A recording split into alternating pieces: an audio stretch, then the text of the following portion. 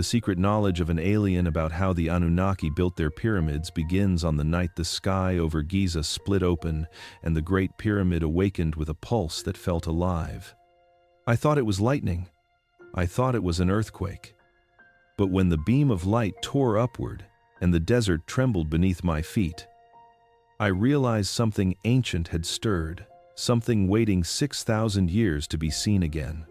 And when the alien stepped out of the storm, glowing like a memory the world had forgotten, he whispered a truth no human was prepared to hear. Before we begin, like this video, share it with someone who still believes the pyramids were just tombs, and subscribe so you never miss the revelations still buried under the sand. Tell me, where are you listening from tonight? Because as we return to that storm-torn night on the Giza Plateau, remember this: the architects of our earliest monuments never truly left, and their machines are beginning to wake once more. Midnight over Giza should have been silent, the kind of silence only the desert knows. But the sky did not behave that night. The clouds churned like something was trying to claw its way through them, and before the first bolt of lightning even touched the sand, the air was already wrong. It carried a taste of metal, a vibration that crawled beneath the skin, and then the first tremor rolled across the plateau. Not from the storm above, from the pyramid itself. The Great Pyramid shuddered, as if awakening from a sleep older than history. And before anyone could comprehend what was happening, a violent surge erupted from its peak. No flame, no electricity. Just pure white light shooting straight into the clouds like a signal meant for someone far beyond Earth. The ground trembled beneath my feet, hard enough that the sand rippled like disturbed water. Every device around me died instantly. Phones went black. Satellite signals vanished. Even the emergency lights along the tourist pathways flickered and collapsed into darkness.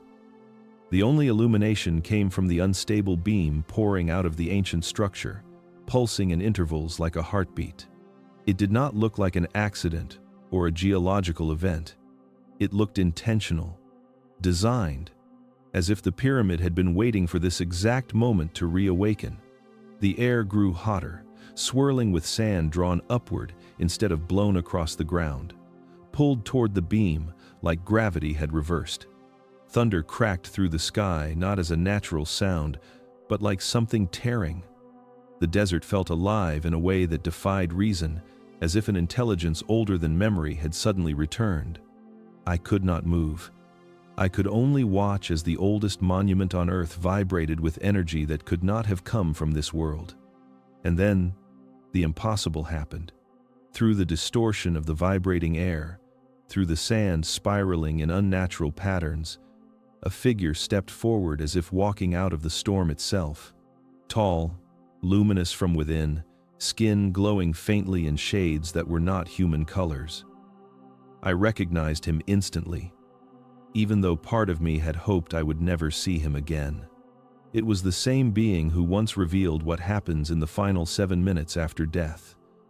The same presence that shattered everything I thought I understood about consciousness. He materialized completely, the storm parting around him, untouched by the chaos. No footprints in the sand, no shadow beneath him, and when he turned his eyes toward the trembling pyramid, the light around his body intensified, as if resonating with the awakening structure. He did not speak aloud. His voice moved directly into my mind, cold and certain. It has begun again. The words carried weight far heavier than sound could hold.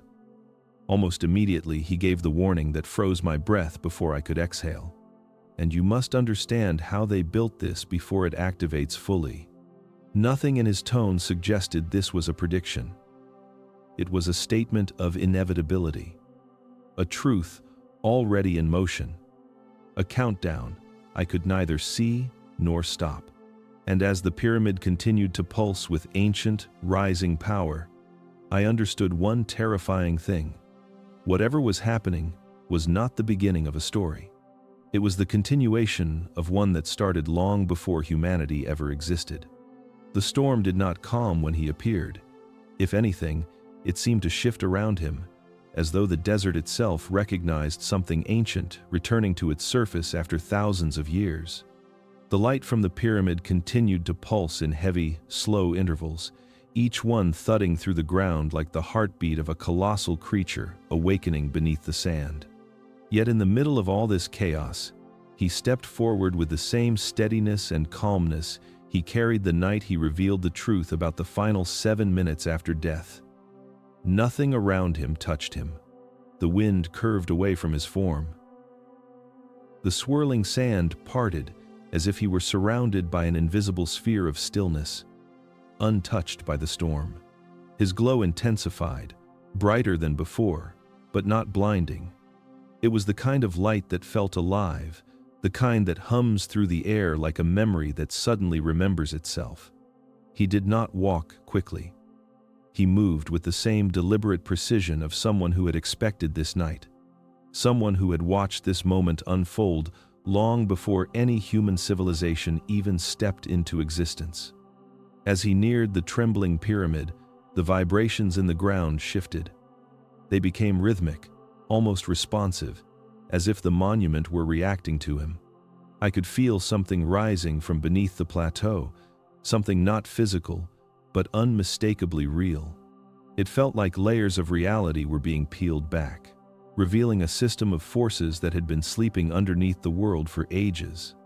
He turned his face toward the pyramid, and in that silent moment, I felt the truth before he even allowed the explanation to enter my mind. Humanity had done something without realizing it, something irreversible, something ancient technology had been waiting millennia for. When he finally spoke, there was no emotion, no hesitation. The words arrived in my mind like a cold whisper carried inside a beam of light. Humanity has reactivated what it does not understand. There was a weight to the statement, a gravity that tightened the air around me. I felt the ground tremble again, softer this time, as if the earth were acknowledging his words. He continued, each thought sharp and undeniable. For 6,000 years, a mechanism has slept beneath this place, buried, guarded by resonance and silence, forgotten by your species, but not dead, never dead, simply waiting. The wind howled through the plateau, but his presence remained untouched, anchored in a calmness that did not belong to this world.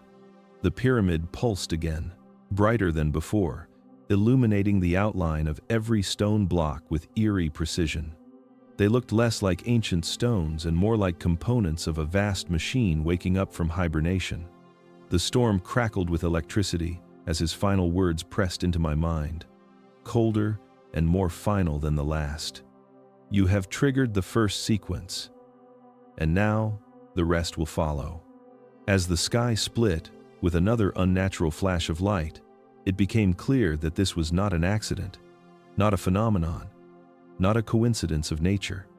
Something built before recorded history had stirred awake, and the being standing before me was not here to stop it. He was here because it was already too late to turn back. The storm raged on, but something about the air had changed.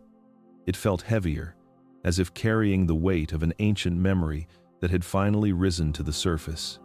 The beam of light from the Great Pyramid continued to pulse, slower now, yet far more deliberate, each flare shifting the atmosphere with an almost intelligent rhythm. The stones themselves seemed to breathe, expanding and contracting with faint oscillations that no human eye should have been able to perceive. It was as though the monument had shed the illusion of being a structure and was now revealing its true identity. A deep hum rolled through the sand, so soft at first it could have been mistaken for distant thunder, but it grew into a resonance that vibrated in the bones rather than the ears.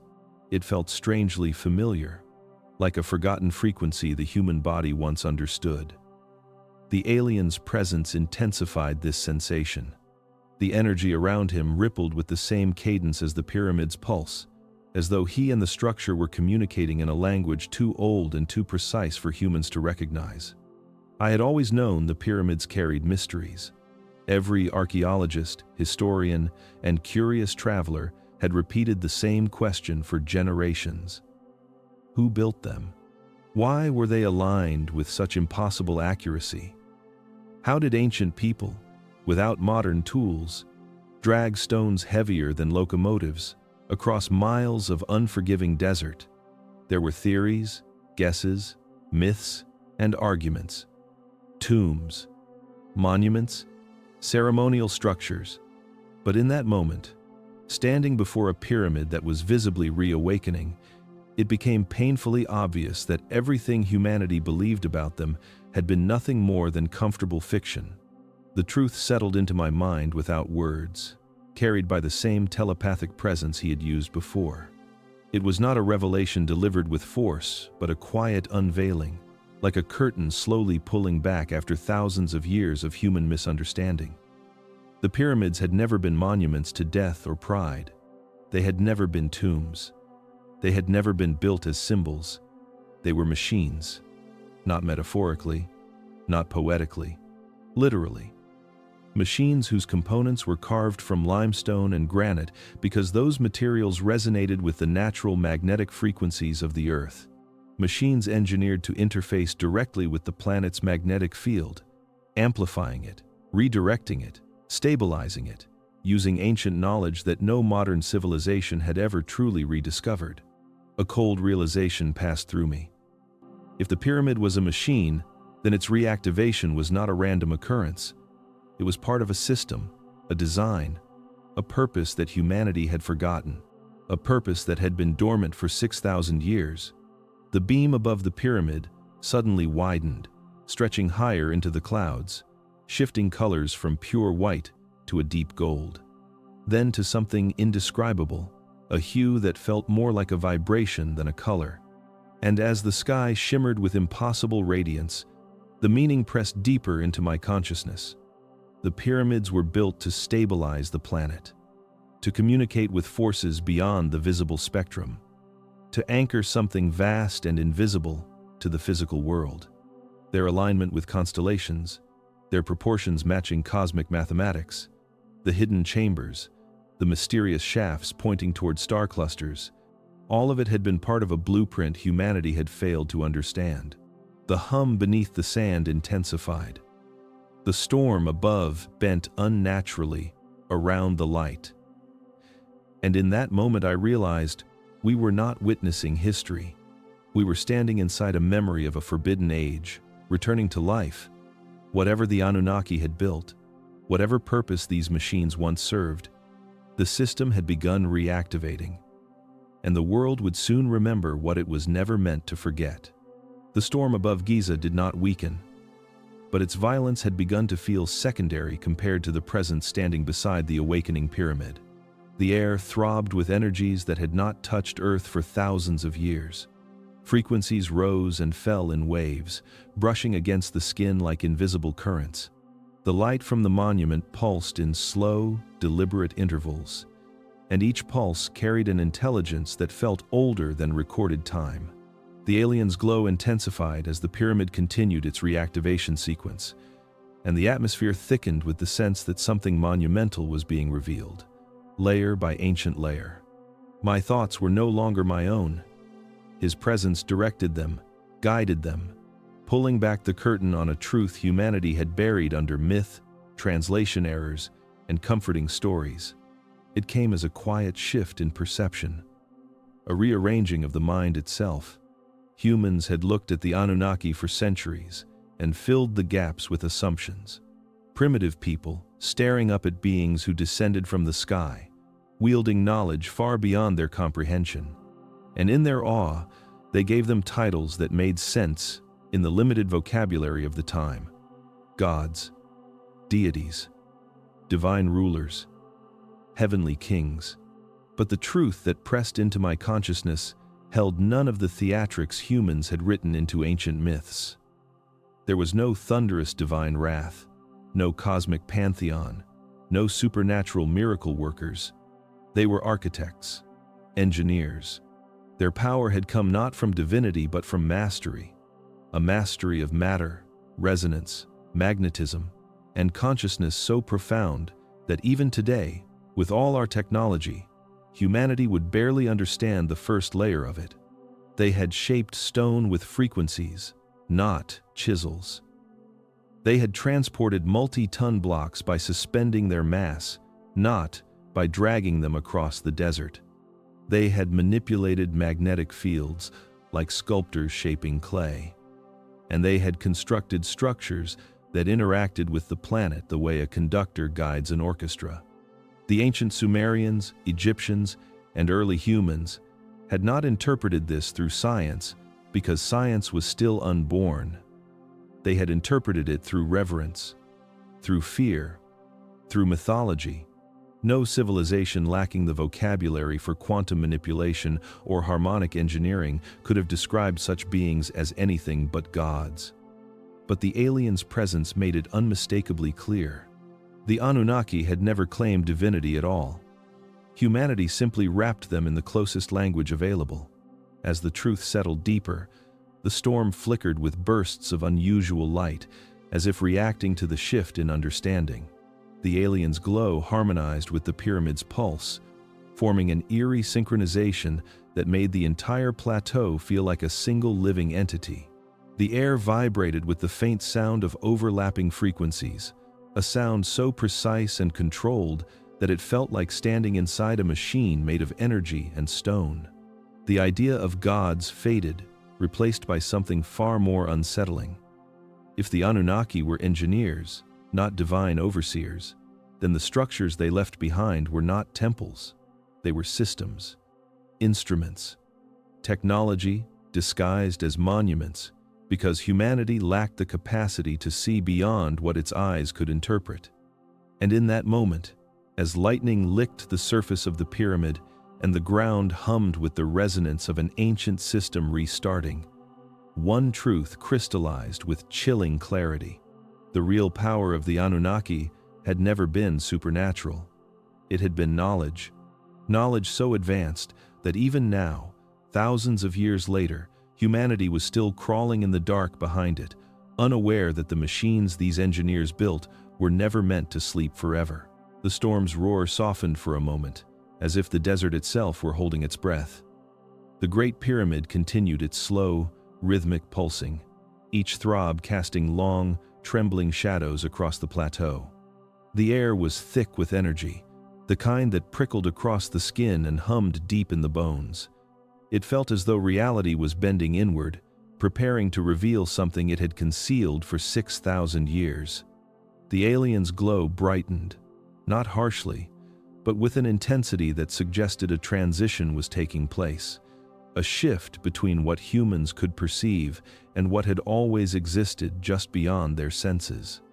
He did not reach into a pocket or produce any physical object. Instead, the air in front of him rippled, as though the storm briefly parted around a focal point. From that distortion, something emerged. Not a tool, not a device. A construct of pure geometry and living light. It hovered weightlessly, slowly rotating in the air, shifting its shape with every rotation. At first, it resembled a sphere made of interlocking lines, glowing with soft gold and deep blue. Then, it folded into a lattice of razor-sharp angles, then into a cube that bent inward on itself, then into a form no human language could describe. It was not transforming randomly. Each shift was mathematically perfect, following patterns too complex for the mind to fully grasp. It was a blueprint, but not the kind drawn on parchment or carved in stone. It was alive. The construct pulsed in harmony with the pyramid. Each pulse carried equations, patterns, fragments of knowledge that pressed at the edge of human comprehension. Embedded within the shifting geometry was technology that could not be measured by traditional science. Anti-gravity principles encoded not through symbols, but through motion. Resonance fields, expressed through shape. Harmonics woven directly into the glowing lines, each one humming with the frequency of pure intention. The realization settled like a weight in the air. This was how the Anunnaki built. They did not sketch designs. They manifested them. Their blueprints were living programs made of light and geometry, capable of storing vast amounts of information in every rotation, every shift, every interplay of angles. This construct was an instruction manual for reality itself, teaching matter how to behave, telling gravity when to pause, commanding stone to bend, rise, or float. The blueprint shifted again, expanding outward, projecting brief flashes of structures that were unmistakably pyramids, but not the ones humans knew. Glimpses of towers, bridges, crystalline generators, and fields of levitating blocks flickered in and out of existence, dissolving before they could be fully seen. It was as if the blueprint were showing echoes of an age lost to time, a record of technologies humanity had mistaken for myth. The storm surged again, lightning illuminating the construct's final transformation, a perfectly balanced geometric form that pulsed once, deeply, in harmony with the Great Pyramid.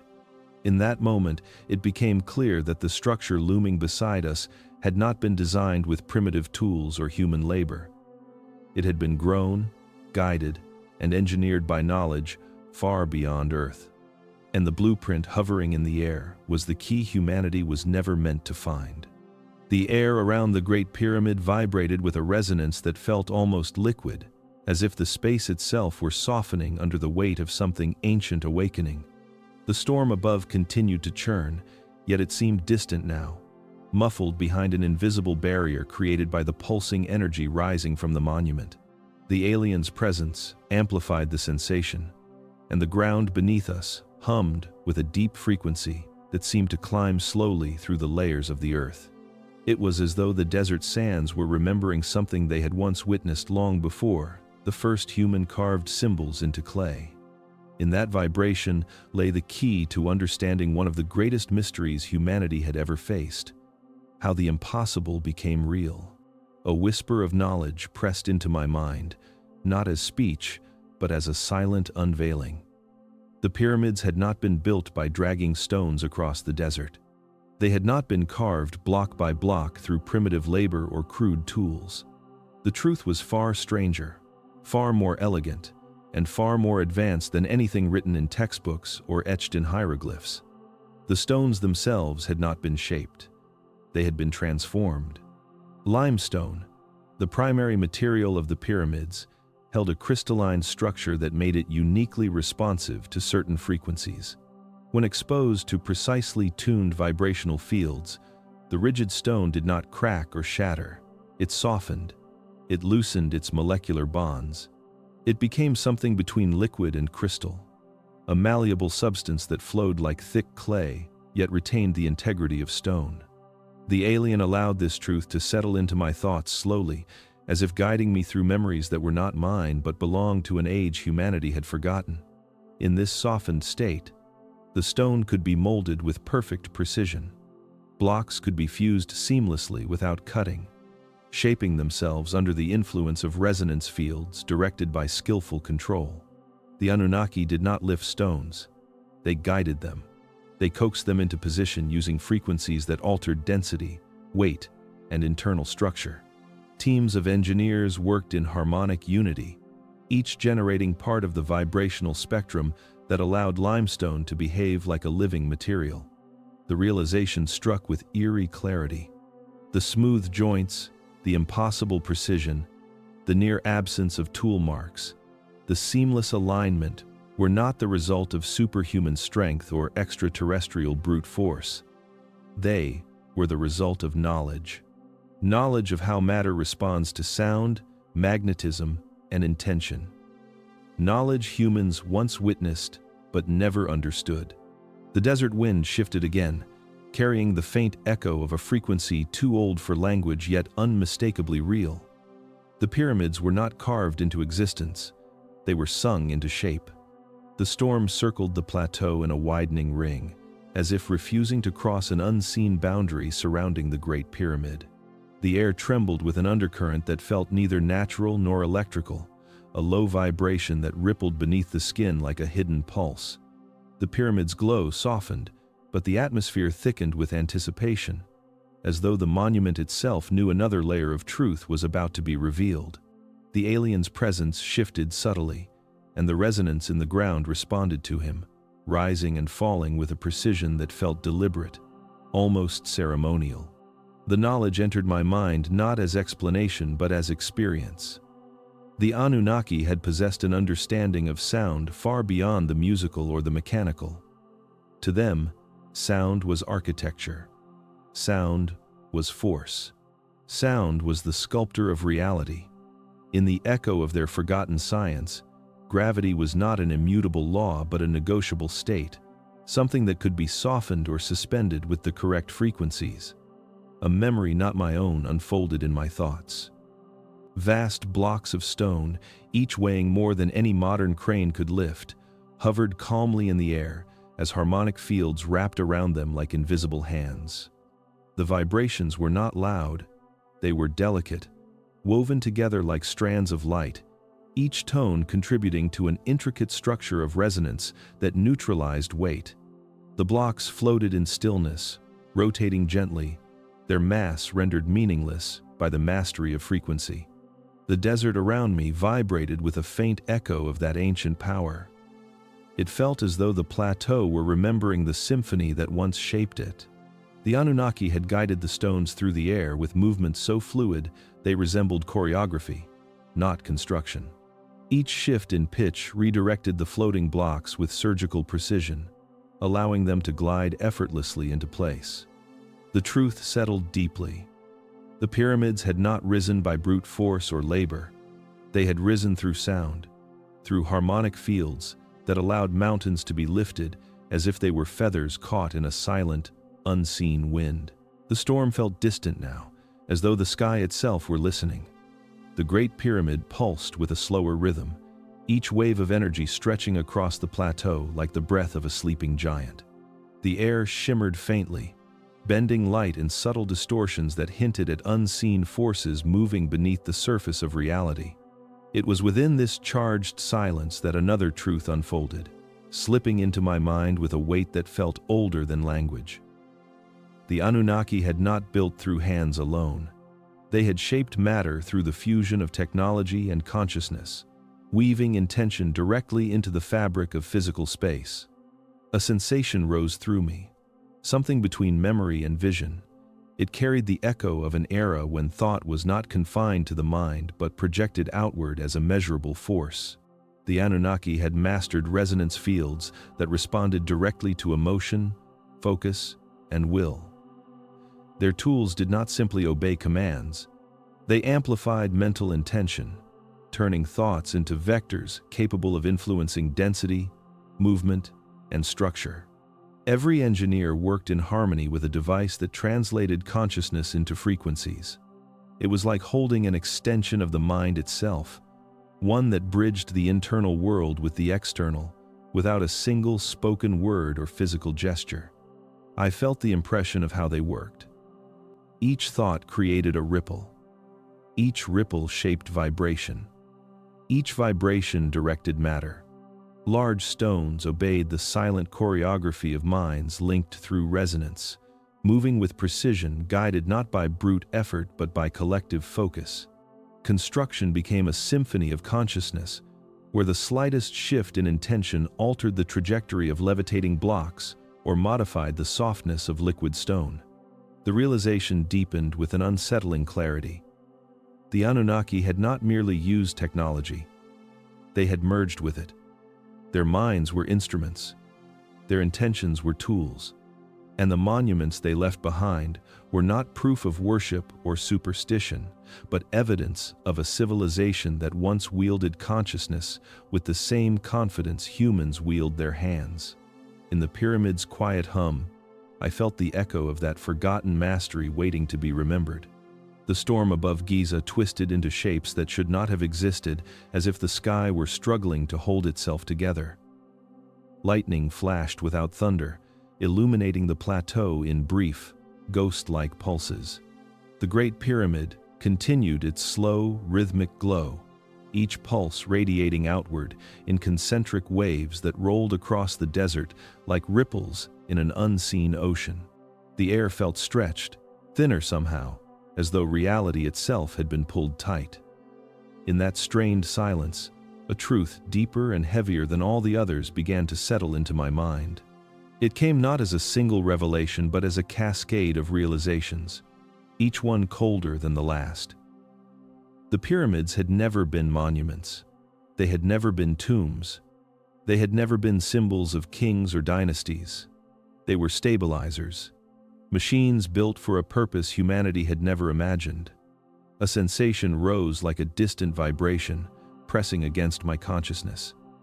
It showed an Earth far younger than the one I knew, a planet struggling to maintain coherence as cosmic forces tugged at it from all sides. In that distant age, the human timeline was still fragile, barely anchored against fluctuations in magnetic fields and dimensional currents. Without intervention, it could have fractured, splintering into chaotic branches that would never sustain lasting civilizations. The Anunnaki had understood this instability.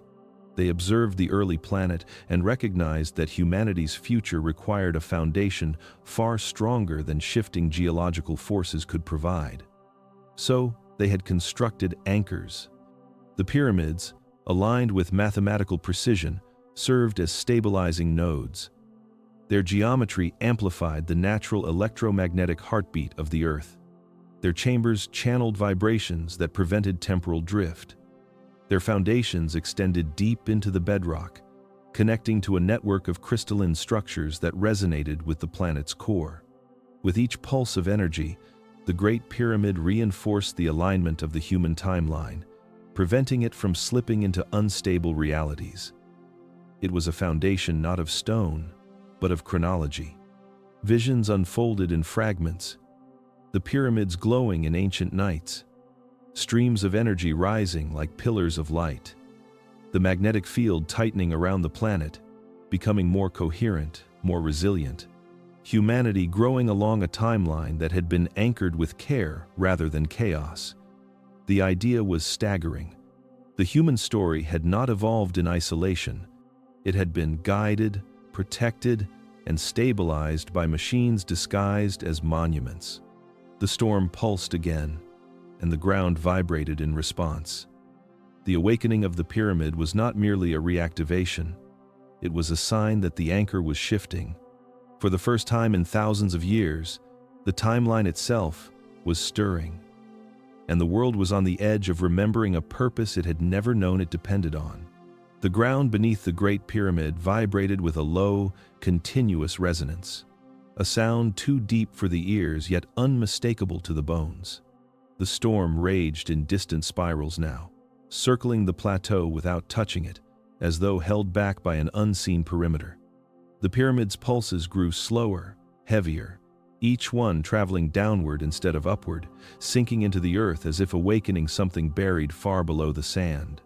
A quiet pressure gathered at the edge of my awareness, revealing a truth that had remained hidden longer than recorded history. A vision unfolded like an echo rising from the depths. The Giza Plateau was not solid ground. Beneath the surface stretched a vast network of tunnels carved with impossible precision. Some were narrow and angled like shafts of light frozen in stone. Others were massive corridors that extended deeper than any excavation had ever reached. These tunnels formed a geometric lattice, a map of intersecting pathways arranged with the same mathematical perfection as the pyramids above. Embedded along the walls and floors were crystalline structures, glowing faintly in colors that felt more like frequencies than shades. The crystals were not decorative and not natural. They were engineered. Each one acted as a conductor, absorbing, storing, and redirecting energy in a system far older than any human infrastructure. When active, the entire network functioned as an Earth-wide distribution grid, channeling energy from the pyramids into the planet's magnetic field.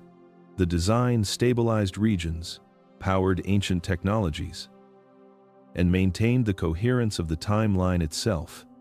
Images flickered through my mind, light rushing through the tunnels like liquid fire, crystals resonating in synchronized harmony. The plateau glowing from beneath the earth as energy flowed outward across continents. The pyramids were only the visible tips of a system that once enveloped the entire planet. The hum beneath my feet deepened, and the air thickened with the unmistakable sensation of something reawakening. The network was not dead, it was dormant. And now, with the pyramid's pulse stirring the underground lattice, the ancient grid was beginning to remember its purpose. The storm outside faded into a distant murmur, as though the desert itself had stepped back from what was unfolding. The Great Pyramid pulsed once more, sending a tremor through the sand that felt less like movement and more like an invitation. The air thickened with a density that clung to the skin, and the world narrowed until only the stone structure before me remained. A subtle shift in perception followed, a silent pull drawing awareness inward through layers of stone that had stood untouched for thousands of years. In that moment, the king's chamber revealed itself not as a room carved by human hands, but as a carefully tuned engine of resonance. The chamber was never meant to be a tomb. Every dimension of its structure, every proportional relationship between its walls, ceiling, and floor, served a purpose. The granite blocks held a crystalline composition capable of storing and releasing vibrational energy. The room was constructed as a harmonic cavity, a space where sound did not simply echo, but multiplied, intensified, and transformed. Even in stillness, I could sense the remnant of frequencies that once filled the chamber, vibrations lingering like the fading note of a forgotten instrument. A vision rose like a memory awakening. Deep within the king's chamber, sound waves were generated with mathematical precision, creating standing patterns that merged into geometric harmonics. These harmonics did not behave as ordinary sound. They formed shapes, lattices of vibration that hovered in the air like invisible architecture. The granite walls resonated in response, amplifying the frequencies until the chamber vibrated as a single unified instrument. Then came the plasma, not the violent plasma of stars or storms, but a controlled, luminous substance that flickered between matter and energy. It gathered in the center of the chamber, shaped by the harmonic geometry surrounding it. The plasma responded to sound as if it were alive, stretching, spiraling, folding into forms that defied comprehension. As the frequency intensified, the geometry locked into a perfect harmonic sequence. A doorway appeared, not a physical opening, but a tear in perception, a shimmering distortion where the plasma twisted space into a tunnel of light. It was a portal between dimensions, a bridge created by sound, geometry, and energy synchronized in impossible harmony. Through this doorway, the Anunnaki traveled between realms, stepping through layers of reality with the same ease as walking through a corridor. The king's chamber was never a burial place. It was an engine of passage, a gateway built to connect worlds. And now, with the pyramid stirring once more, the chamber felt as though it remembered how to open. The storm outside the pyramid dissolved into a faint, trembling glow, as if the sky itself were holding its breath. The air thickened with a quiet heaviness, and the pulse of the Great Pyramid slowed to a steady rhythm that felt almost human. Within that strange calm, a presence settled into my mind. Not with force, but with the weight of a forgotten memory rising from the depths of an age humanity never recorded. It carried a name that echoed with ancient precision, a name older than any scripture that survived into modern history. Namu-El. The impression did not arrive as a story but as a timeline unfolding behind my eyes, revealing a world shaped by a civilization whose brilliance had been buried under myth. Namu-El had been the first engineer of the Anunnaki, not the most powerful, not the highest ranked, but the one whose mind understood the mathematics of worlds. He saw reality not as solid matter but as layered harmonics, each frequency singing its own truth. To him, stone was a frozen vibration, light was structured geometry, and time was a field that could be shaped through resonance. Long before the pyramids rose on Earth, Namu-El had constructed similar structures on distant worlds, each one part of a larger cosmic network that stabilized young civilizations. Earth had been his greatest challenge. The planet was unstable when the Anunnaki first arrived, its magnetic field fluctuating wildly, its temporal axis prone to fractures that could splinter, developing life into chaotic variants.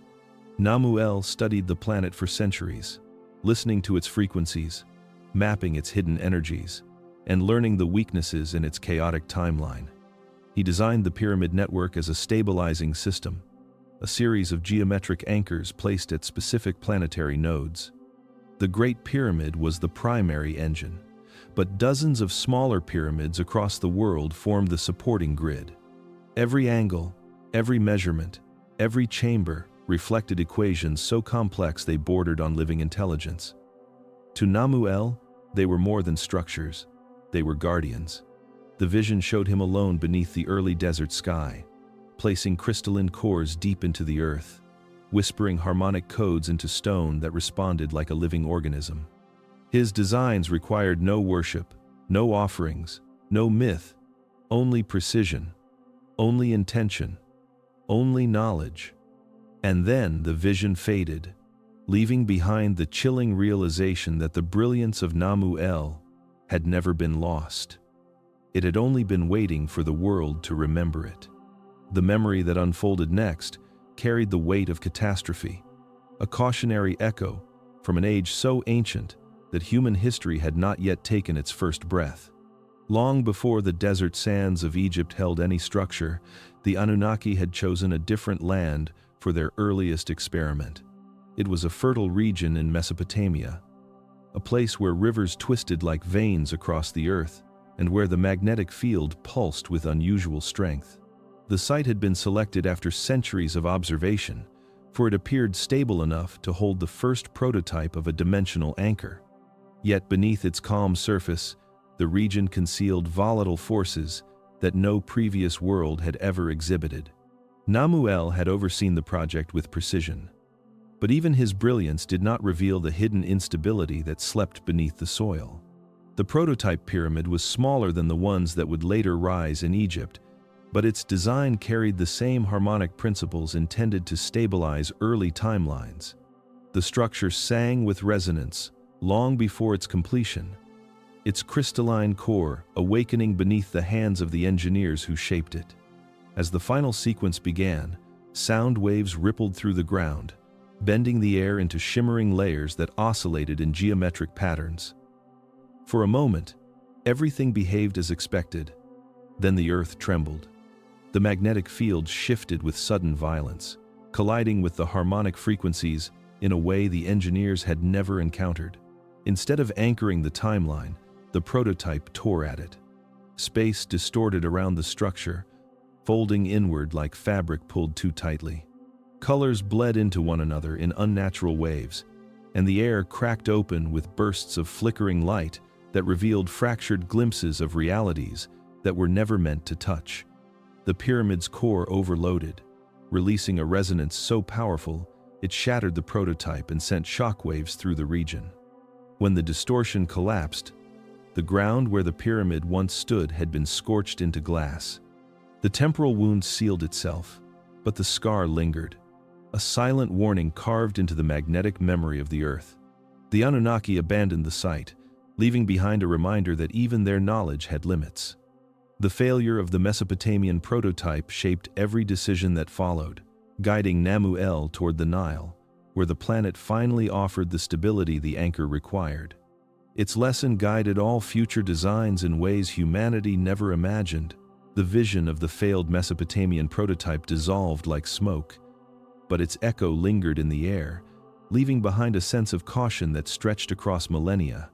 The next sequence rose slowly, revealing a landscape far different from the shattered ground where the first attempt collapsed.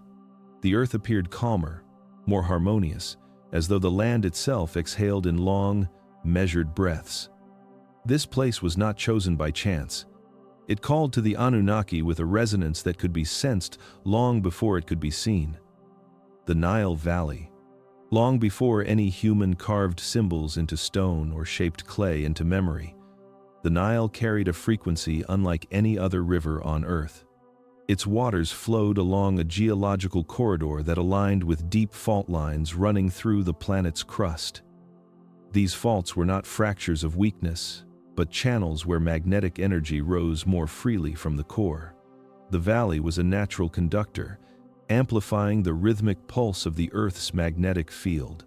To ordinary senses, it was only a river system, but to minds trained to perceive resonance, it shimmered with a stability that made it ideal for multidimensional engineering. The harmonic properties of the region extended far beyond the water.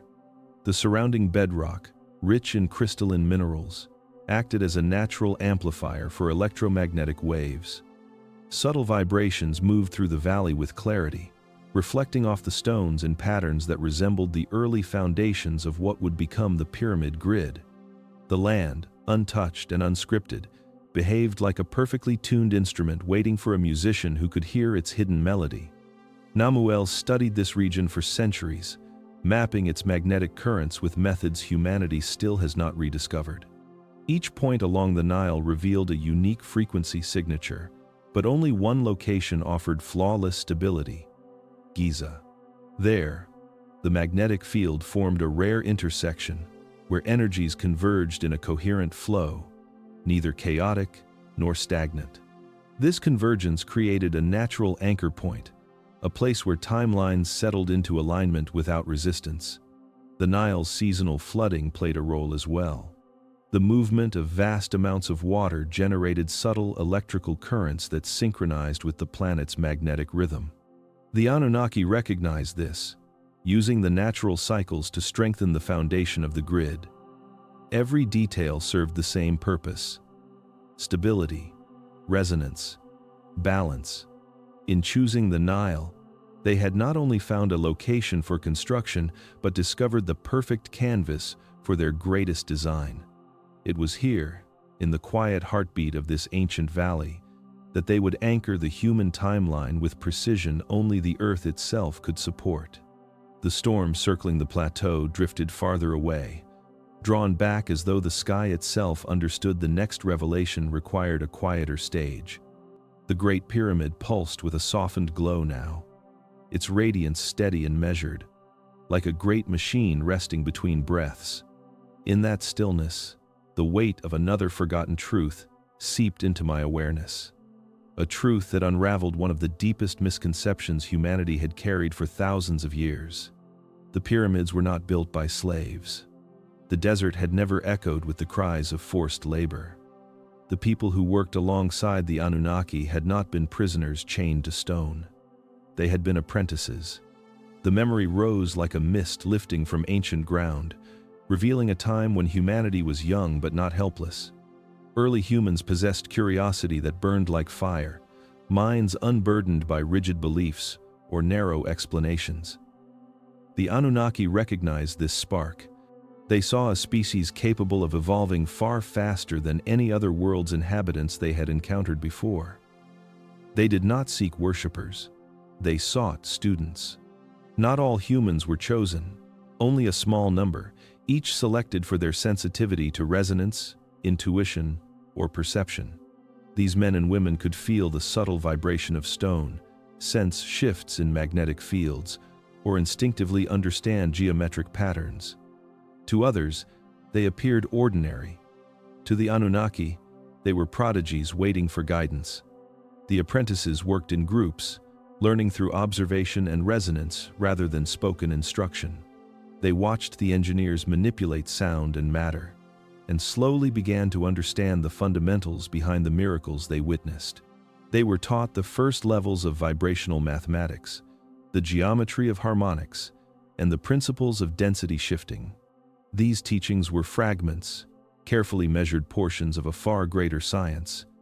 But even fragments were enough to elevate human capability beyond anything archaeologists today would ever suspect. The apprentices learned how to soften stone with frequency by placing their hands on vibrating slabs and feeling the moment the structure loosened. They learned to assist in levitation by synchronizing their breathing with the harmonic field, stabilizing the floating blocks as they moved through the air. Their roles were not manual. They were energetic. Their thoughts, focus, and emotional states influenced the resonance fields that shaped the great structures. Construction was a collaboration between species, not domination of one by the other. Human oral traditions preserved echoes of these apprenticeships. legends of wise beings descending from the skies, stories of gods teaching architecture, astronomy, and mathematics, myths of heavenly rulers guiding early civilizations. Over time, these stories twisted into tales of divine command and human servitude because the true nature of the relationship had been forgotten. People replaced memory with interpretation. The apprentices did not fully understand the technology they helped wield, but they felt its truth. Their descendants carried fragments of that knowledge, passing it into rituals, symbols, and sacred mathematics. Even today, the traces remain. Cultures separated by continents share geometric motifs they could never have invented independently.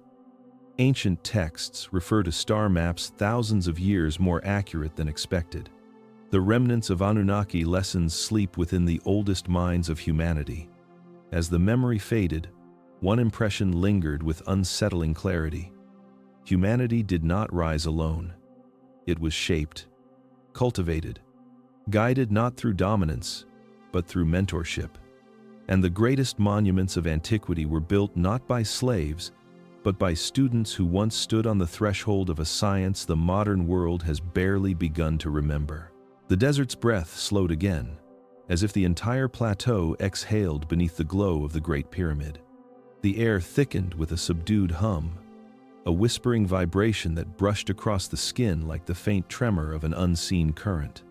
The storm lingered far beyond the horizon now, pushed away by forces that did not behave like wind or weather. In that strange quiet, another revelation approached, one that shifted the foundation of everything humanity believed about the beings who walked the earth before history began. The Anunnaki had not consumed food in the way humans understood it. Their sustenance had not come from flesh or plants or offerings laid at the feet of statues. They fed on resonance. The knowledge settled into my thoughts with an eerie clarity, unfolding in layered impressions like pages of a memory unveiling themselves after thousands of years of silence. Resonance was not merely sound.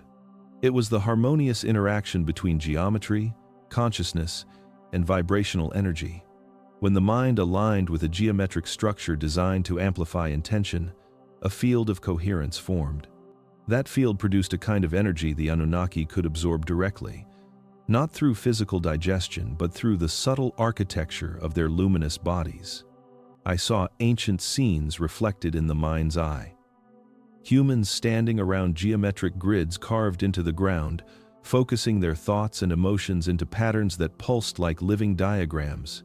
Their minds synchronized, forming a collective frequency that resonated with the crystalline structures embedded beneath the earth.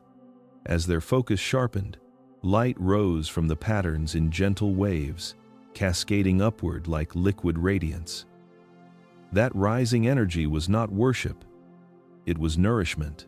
The Anunnaki stood nearby, not demanding obedience, but participating in a relationship of exchange. They guided early humans in meditation, breath, posture, and intention, teaching them how to access the dormant resonance within their own minds. When a group achieved perfect coherence, a harmonic field emerged that fed both species. It strengthened the Anunnaki's bodies and clarified the human mind. This shared resonance elevated consciousness, enhancing intuition and memory. It created an atmosphere of unity that shaped early civilizations into societies more advanced than their tools might suggest. Pyramids and temples around the world were not built merely for rituals. They were resonant structures. Their geometry guided the flow of intention. Their chambers amplified collective energy. Their angles and dimensions tuned human consciousness to frequencies higher than the mind could reach alone.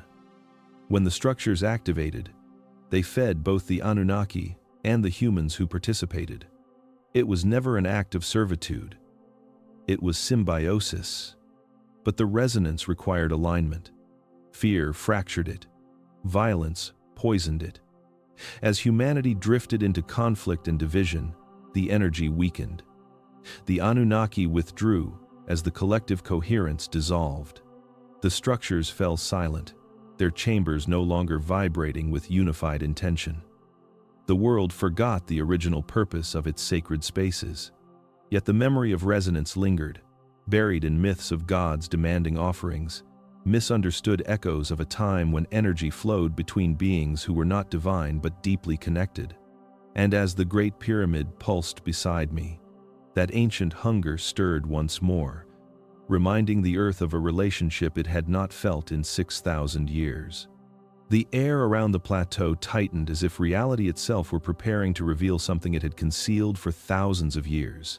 The pulsing light from the Great Pyramid shifted into a steady glow, softer than before yet impossibly deep, radiating through the sand with a hum that reached far beneath the surface. In that moment, the present dissolved around me. The desert blurred, the sky darkened, and the air reshaped into a memory not my own. I was being drawn into a vision, not of myth or imagination, but of the night the Great Pyramid awakened for the very first time. The desert around me transformed into a landscape untouched by modern history. No electricity, no cities, only the vast silence of an ancient world beneath a sky overflowing with stars. The Great Pyramid stood newly completed, its limestone casing gleaming like polished silver beneath the moonlight. Its angles were so precise they looked unreal, as if carved from a single piece of celestial metal rather than assembled stone. A stillness hung over the plateau, a silence so profound it felt expectant, as though the earth itself were holding its breath. Then the first pulse came. It began as a low vibration, barely perceptible, rising from the ground like the rumble of a distant storm. The stones of the pyramid shimmered with a faint, luminescent haze, glowing softly from within. With each vibration, the light grew brighter, traveling upward along the edges until the entire structure was outlined in a radiant glow. The limestone casing reflected the light into the sky, making the pyramid appear less like a monument and more like a star descending to earth. The resonance intensified. The ground trembled as waves of energy spiraled outward from the pyramid's base, spreading across the plateau like ripples of liquid light. The sky shifted in response, constellations flickering as though the pyramid's activation were rewriting the very fabric of the night. The magnetic field of the planet bent around the structure, curving in luminous arcs that danced above the desert like curtains of pale fire. Light gathered at the apex, swirling into a vortex that reached toward the stars. A beam erupted upward, brilliant and focused, connecting Earth to the heavens with a luminous column that cut through the darkness like the spine of a cosmic bridge. The moment the beam stabilized, the resonance surged through the planet. Oceans shifted imperceptibly. Winds changed direction. The magnetic poles trembled, then realigned into a more stable configuration. Earth's timeline, once fragile and chaotic, settled into coherence. The Great Pyramid glowed like a star planted in the desert, its light visible across continents. It was not merely active, it was alive, breathing with the rhythm of the planet, synchronizing Earth to a frequency that had never existed before. The vision collapsed as quickly as it began, but its echo remained, vibrating through my bones. The night Giza activated had not been a mythic event. It had been a planetary transformation. And now, standing beneath the modern sky, I understood with chilling certainty that its awakening was beginning again. The echo of the pyramid's first awakening faded from my mind, but the resonance it carried remained suspended in the air like a lingering vibration too profound to fully dissipate. The desert around me felt charged with the weight of a truth long kept hidden, a truth far older and darker than the glowing night I had just witnessed. As the pulsating energy of the Great Pyramid settled into a slower rhythm, another memory began to surface, not of triumph or harmony, but of division. The Anunnaki had not always stood as a united force. Their golden age had fractured, and the world had been caught in the silent turbulence of their conflict. What humans would later call gods had once waged a war not with weapons, but with ideology. The vision emerged like a dimming twilight.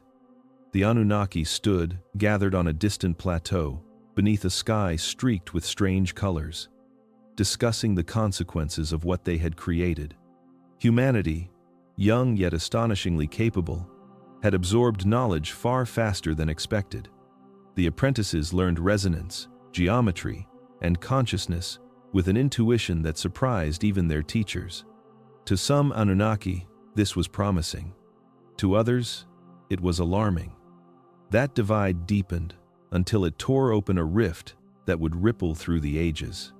One faction believed humanity should be guided gently, allowed to evolve into a species that could one day share equal footing with their creators. These were the architects, the mentors, the builders. They saw potential in humanity's curiosity, its resilience, and its rapid cognitive growth. They believed the Earth could house two advanced species cooperating within the same timeline. But the opposing faction saw danger. They observed humanity's unpredictability, its emotional volatility, its capacity for violence even in primitive states. To them, granting humans access to advanced technology was a risk too great to take. They feared a future where humans could destabilize the timeline, fracture dimensions, or misuse resonance fields with catastrophic consequences. These Anunnaki argued that humanity should remain dependent, guided but never empowered. The disagreement evolved into dissent, and dissent evolved into something far darker. A silent civil war spread among the sky gods, not through open confrontation, but through subtle sabotage, conflicting instructions, and covert manipulation of human tribes. Some Anunnaki withdrew from the Earth entirely, abandoning their work and leaving behind half-completed structures and cryptic teachings. Others interfered directly, dismantling resonance grids, disabling pyramid cores, or redirecting the development of human civilizations to slow their progress. Humans, unaware of the invisible conflict above them, recorded the turmoil in fragmented myths. Legends of warring gods, heavenly battles, and divine beings cast from the sky echoed the schism, preserved only as distorted memories passed down through generations. The great storms described in ancient tablets, the sudden collapse of early empires, the unexplained disappearance of advanced knowledge from human history, all bore the fingerprints of this cosmic division. The faction that supported humanity ultimately lost ground.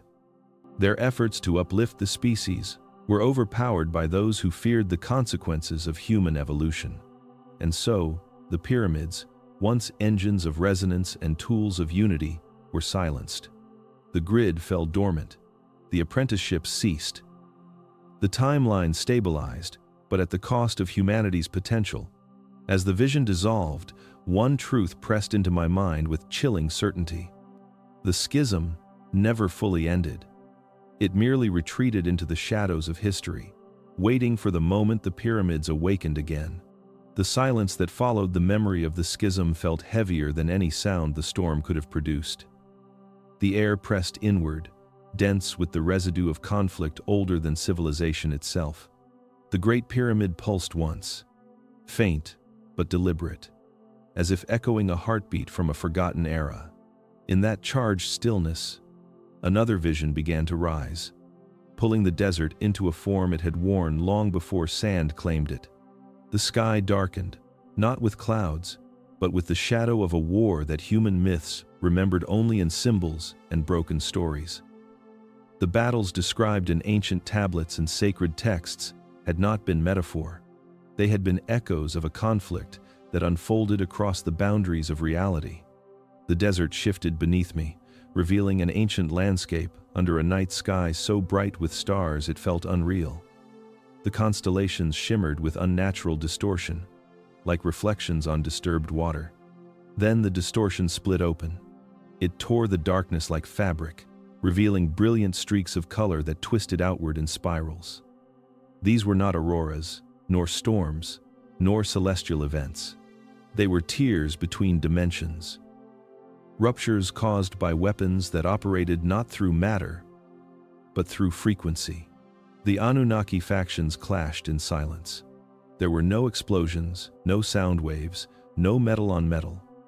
Their warfare was waged through harmonic beams that bent space into impossible geometries.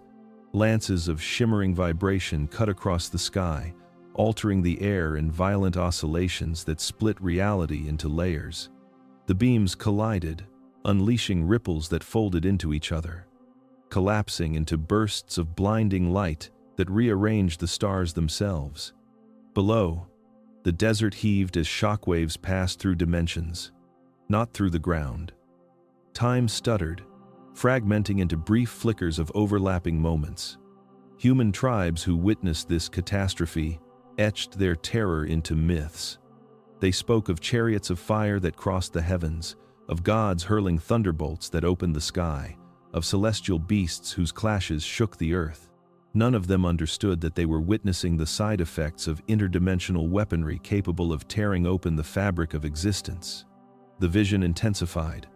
One rupture widened too far, stretching into a vortex that pulled sand, wind, and fragments of space toward its center. The air screamed without sound, vibrating at a frequency that made the Earth's magnetic field fluctuate wildly.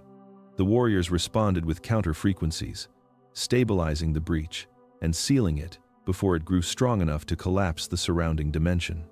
Their power was immense, but their conflict was precision-balanced, for one mistake could have unraveled the timeline entirely. Humans who survived these nights carried the memory into legend. They carved images of winged gods descending in fire, of serpents made of lightning, of celestial battles that shaped empires. They remembered the terror, but not the truth. The war above the desert was a clash of knowledge, fear, and control, fought with weapons that manipulated every aspect of reality. The night sky itself had once been torn apart because the gods were not gods at all. They were beings whose conflict threatened to erase the world they had helped shape. And as the vision faded, the Great Pyramid pulsed again, as if warning that such a war could return. The echoes of the ancient war dissolved into a trembling stillness, leaving the desert around me steeped in a silence that felt almost mournful. The pulse of the Great Pyramid softened, fading into a slow, deliberate rhythm that carried the weight of a secret buried deeper than its foundation stones. In that charged quiet, another truth rose from the memory of the earth, one wrapped not in violence, but in resignation. The pyramids had not fallen silent by accident, nor by erosion, nor by the disappearance of the beings who built them. Their shutdown had been intentional, a final act performed in the aftermath of a conflict that nearly fractured the stability of the planet itself. The vision unfolded like a veil lifting from an ancient wound. After the schism and the battles that raged through dimensions, the Anunnaki gathered in what remained of their once united council. Their luminous forms dimmed, not with weakness, but with the burden of consequence. They had seen the effects of their conflict ripple across the earth. Energy fields had destabilized. Dimensional gates flickered uncontrollably. The planet's magnetic field drifted dangerously close to collapse. And humanity, caught in the crossfire of knowledge it could not comprehend, stood at risk of inheriting forces far beyond its control. The pyramids, once instruments of guidance and stability, had become potential weapons. Their cores, capable of manipulating resonance fields, could magnify thought into force, intention into energy. In the wrong hands, even a fragment of their power could repeat the catastrophe that had torn open the sky. The Anunnaki debated, each faction bearing scars from a war that had reshaped their perception of humanity's future. In the end, they reached a decision that echoed with both sorrow and resolve. The grid would be shut down. The process was not simple. It required recalibrating every node in the network, disconnecting harmonic pathways, and sealing dimensional conduits. The Great Pyramid, as the central engine, was the last to be deactivated. The vision showed it glowing one final time, brighter than a rising sun, sending a stabilizing wave across the planet. The light cascaded through every channel, sealing fractures in the magnetic field and smoothing the temporal distortions caused by the war. Then, slowly, the glow receded. The resonance chamber dimmed. The vortices closed. The crystalline cores sank into dormant stillness. Human apprentices, unaware of the deeper conflict, felt the shift but could not interpret it. They saw the structures fall silent. They witnessed the departure of their mentors, who retreated into dimensions beyond the reach of the weakened grid. Over generations, the knowledge turned into myth, the mentors into gods, and the shutdown into a mystery that scholars and explorers would puzzle over for millennia. As the vision faded, the desert returned around me, but the silence felt different now. It was no longer the quiet of an ancient monument sleeping in the sand. It was the quiet of a machine paused in vigilance. The pyramids had not been abandoned. They had been protected from misuse. And now, with the modern world unknowingly nudging ancient systems awake, the long, dormant grid was beginning to stir once more. The air around the Great Pyramid thickened again, vibrating with a subtle tension that felt as though the monument itself were preparing to reveal something it had protected for 6,000 years. The pulses that once shook the sand now softened into a low, steady rhythm, a whisper instead of a roar, as if inviting the mind rather than overwhelming it. In that quiet hum, a new awareness surfaced, not a vision this time, but a slow unfolding of meaning woven into the geometry of the structure. The alien presence pressed the truth gently into my consciousness, revealing that the silence of the pyramids had never been emptiness. It had been encryption. The Great Pyramid carried a code, hidden not in writings, carvings, or chambers, but in its proportions themselves. The revelation came as a sensation before it became understanding. The angles, the base measurements, the height, the curvature of the casing stones, the internal chambers, the shafts aligned with distant stars. Every component of the pyramid obeyed a mathematical sequence so precise it could not have been accidental. It was a design that functioned like a lock. Only a species capable of recognizing that pattern would be able to unlock the next stage of the grid. That pattern was not merely geometry. It was a sequence. The proportional relationships between the pyramid's dimensions formed ratios that echoed across nature. The distance from base to apex aligned with constants found in orbital cycles, planetary rotations, and the oscillations of magnetic fields. The placement of the internal chambers matched harmonic intervals used in resonance engineering. Even the angles of the shafts correlated with star positions that would only return to alignment after many millennia. It was a message written in numbers impossible to erase. A code that could survive language collapse, war, empire, migration, and the erosion of time. The alien presence pressed deeper into the meaning behind it. The sequence was not designed for the people of the ancient world. They had participated, they had learned, but they were never meant to solve it. The code belonged to the future, to a generation that would rediscover mathematics with enough sophistication to see patterns hidden beneath layers of myth, a generation capable of measuring the Earth with satellites, calculating cosmic distances, decoding fractals, perceiving harmonics, and understanding that geometry was not decoration, but instruction. When humanity reached a certain threshold of knowledge, the code would reveal itself naturally. Scientists would notice the ratios. Physicists would observe the harmonic alignments. Mathematicians would find the recurring constants. Archaeologists would question the impossibility of the precision. And slowly, unknowingly, humanity would piece together fragments of a message hidden in plain sight. The Great Pyramid was a test of recognition. The alien's presence made one truth resonate through my mind with eerie certainty. The code was awakening now because humanity had finally reached the edge of understanding it. What had once seemed like coincidence was beginning to assemble into intention. The proportions were no longer silent. The message was beginning to speak. The grid had waited 6,000 years for this moment, and now the world stood on the threshold of deciphering what the ancients had protected. The pyramid was not reactivating on its own. It was responding. Humanity had finally stepped close enough to the answer. The pulse of the Great Pyramid steadied into a slow, deliberate rhythm, as though it were listening rather than speaking. The desert held an unnatural stillness, and the air shimmered with the feeling that something long forgotten was rising to the surface. In that suspended calm, the alien presence shifted, not outward but inward, turning my awareness toward a truth far more painful than any cosmic conflict. Humanity had already stood at the edge of understanding the Anunnaki many times before. It had simply failed to recognize the opportunities. The world had brushed against fragments of their technology, glimpsed echoes of their knowledge, and uncovered remnants of their tools, yet dismissed them as coincidence, myth, or error. The alien pressed the memories forward like a teacher revealing tests long failed.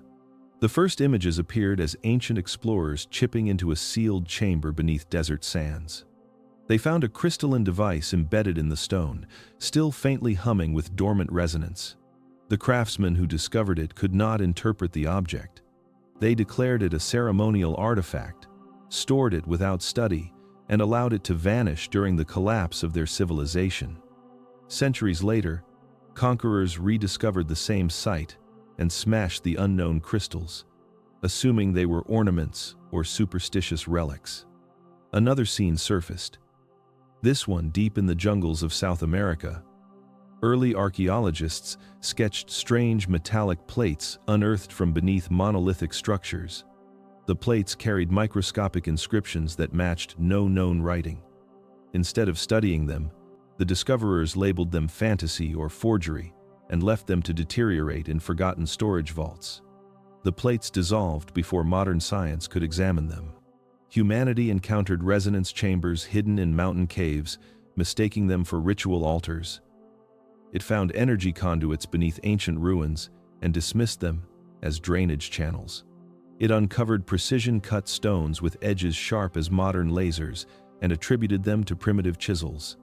At every turn, human understanding folded reality into the closest explanation it knew, because accepting a higher truth would have shattered the foundation of its beliefs.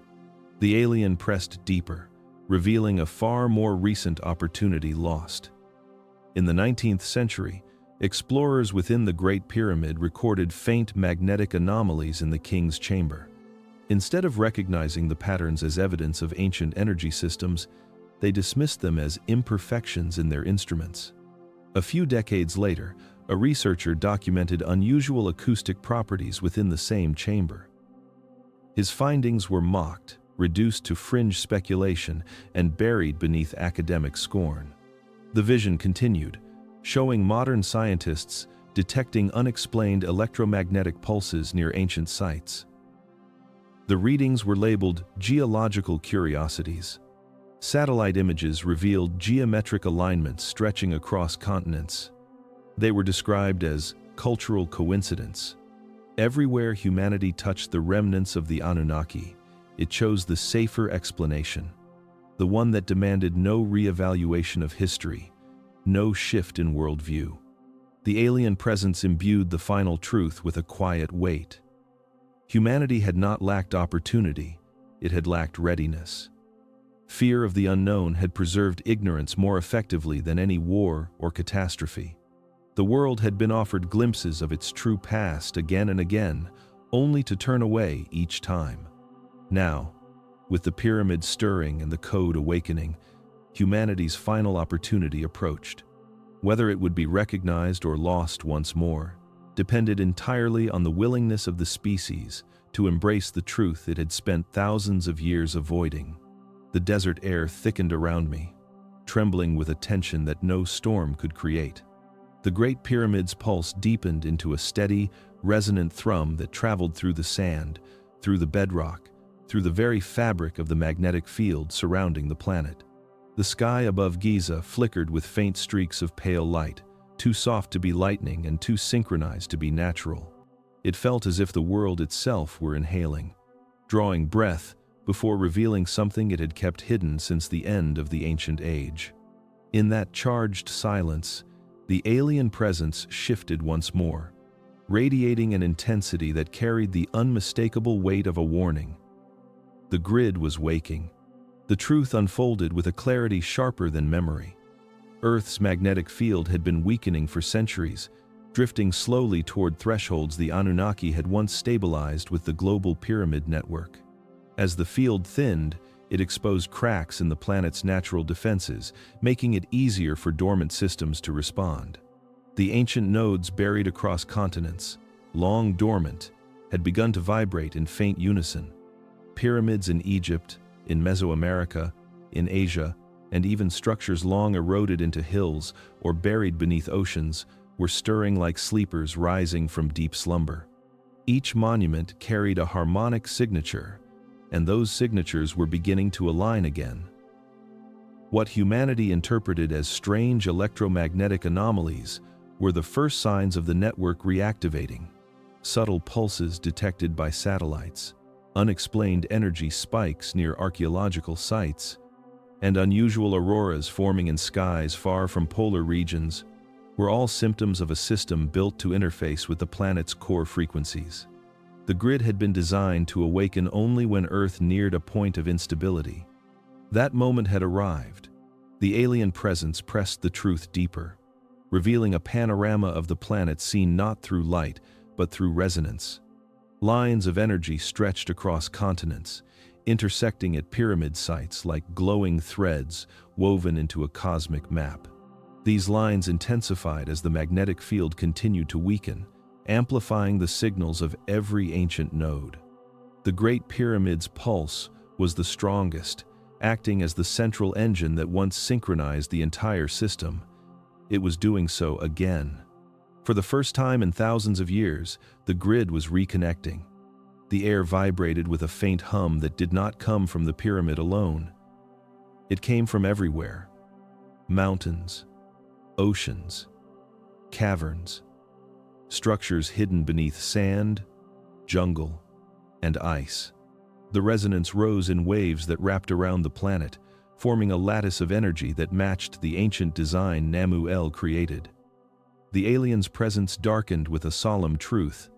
The architects had built the system to protect the timeline, but its activation signaled something far greater. It meant they were preparing to return. Their return would not be a descent from the sky, nor a landing of ships, nor a spectacle witnessed by cameras. It would be a re-entry into a stabilized frequency, a synchronization of their form with the harmonic structure they left behind. Humanity stood at the threshold of rediscovering technologies capable of altering reality, and the builders of those technologies would not allow the grid to awaken without oversight. The desert vibrated with a final pulse, softer yet more profound than any before it.